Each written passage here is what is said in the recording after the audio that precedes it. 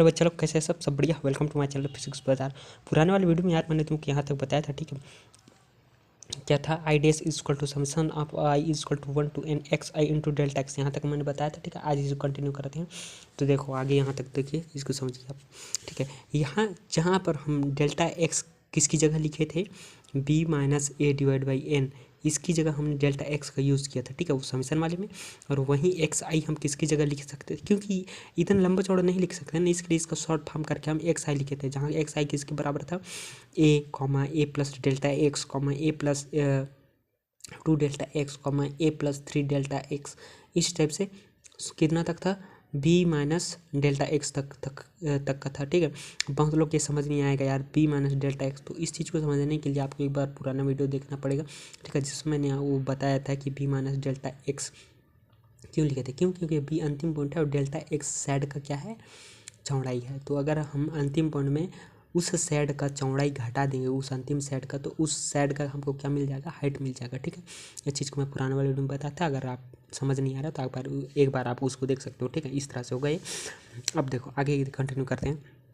आगे क्या होगा कि यहाँ जो डेल्टा एक्स है ना, वो टेंड्स टू जीरो लाई कर रहा है, ठीक है। मतलब कि वो जीरो को जा रहा है, मतलब उसका एरिया जो है नेग्लिजिबल हो रहा है। अगर वो नेग्लिजिबल हो रहा है यार उसका एरिया, तो क्या उसको जितना भी और सेडेड हैं पी ए बी क्यू में, उनमें जोड़ने को कोई मतलब रहेगा। अगर वो खुद जीरो हो रहा है भाई, तो छोड़ देते हैं ना यार, उसको काहे ऐड करेंगे उसमें, है ना। तो उससे अच्छा उसको छोड़ ही देते हैं। तो अगर उसको जोड़ेंगे तो भी कोई मतलब का नहीं रहेगा, क्योंकि नेग्लिजिबल है। नेग्लिजिबल का मतलब है कि वो जीरो को जा रहा है, मतलब जीरो के बराबर है, पूरा जीरो नहीं है, वो जीरो के बराबर है, तो उसको जोड़ने का कोई मतलब है नहीं, ठीक है। तो आई इजक्वल टू, हम इसको क्या लिख सकते हैं, इसका area P A B Q का limit delta X tends to zero summation of I is equal to 1 to n X I into delta X, ठीक है। इस तरह से हम इसको लिख सकते हैं, ठीक। तो इसको जब इंटीग्रल फॉर्म में जब हमको लिखना रहेगा, तो हम उसको क्या लिखेंगे, integration of X D X limit A to B, जहाँ ए उसका क्या है, लोअर लिमिट है, और बी उसका क्या है, अपर लिमिट है, ठीक है। यहाँ तो तुम लोग आई होप समझ आया ही होगा।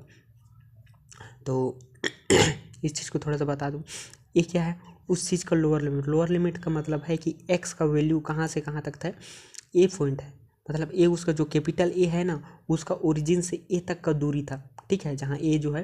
और वहीं स्मॉल बी क्या है, ओरिजिन से लेकर उसका कैपिटल बी वाला पॉइंट जो था वहाँ तक का दूरी था। तो हमको ए और बी के बीच में ही जितना भी पॉइंट है, वो ए बी जो है हमेशा वेरी कर रहा है ना, और जो एरिया है वो भी इसी के बीच ही लाई कर रहा है, ए पॉइंट से बी पॉइंट तक। इसलिए इसका लोअर एरिया हमने ए रखा और इसका अपर एरिया बी रखा, और एक्स डी एक्स करके इसको इंटीग्रेशन के फॉर्म में लिखा, और इस तरह से हमने इसको मैथमेटिकल फॉर्म में रिप्रेजेंट कर दिया, ठीक है।